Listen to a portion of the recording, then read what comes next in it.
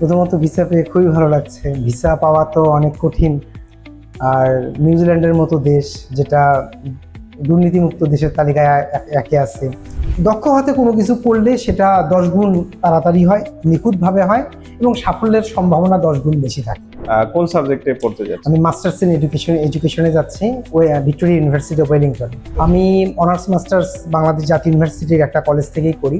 তারপরে 2022 সালে আমি সুইডেনের রূপসালা ইউনিভার্সিটিতে যাই ইংরেজি সাহিত্যে মাস্টার্স করতে, এবং সেখানে 2 বছর একটা 120 ক্রেডিটের মাস্টার্স করে আবার আমি দেশে ফিরে আসি। ওকে, আমি বলবো যে পুরো কাজটাই আসলে সাগর গ্লোবালে এজেন্সি নিজ দায়িত্বে করেছে আমার মনে করে। আমি প্রথম সাগর গ্লোবালের একজনের সাথে কথা বলি এবং তিনি প্রতিদিন আমাকে ফোন করে বলেছেন কি করতে হবে এবং তিনি আমাকে উৎসাহিত করেন।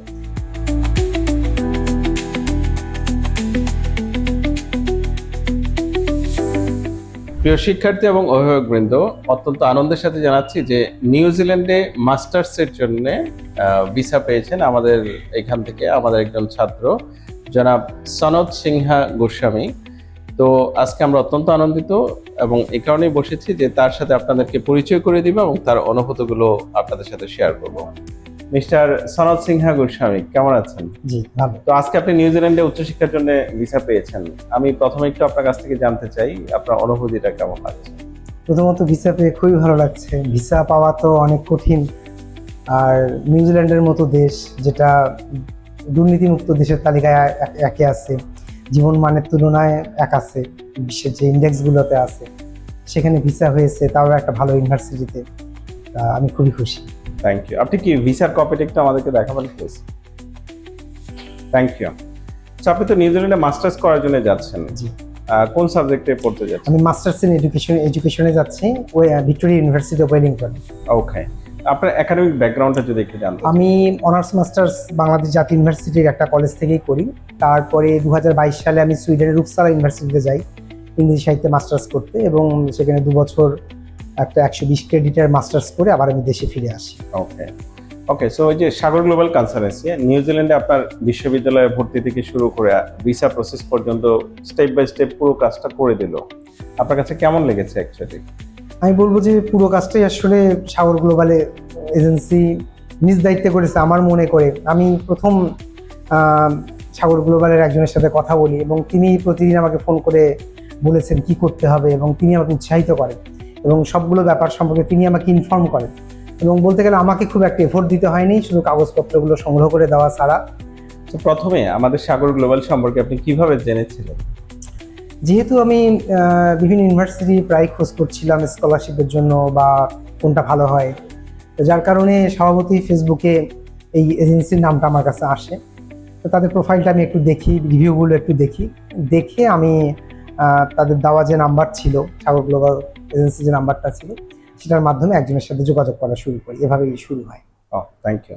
সো প্রতি বছর নিউজিল্যান্ডে ব্যাচেলর এবং মাস্টার্স লেভেলে অনেক শিক্ষার্থী আসলে পড়াশোনা করতে যেতে চান, কিন্তু অনেক সময় তারা প্রকৃত গাইডেন্সের অভাবে দেখা গেল যে ভর্তি এবং ভিসার ক্ষেত্রে অনেক সমস্যার সম্মুখীন হন।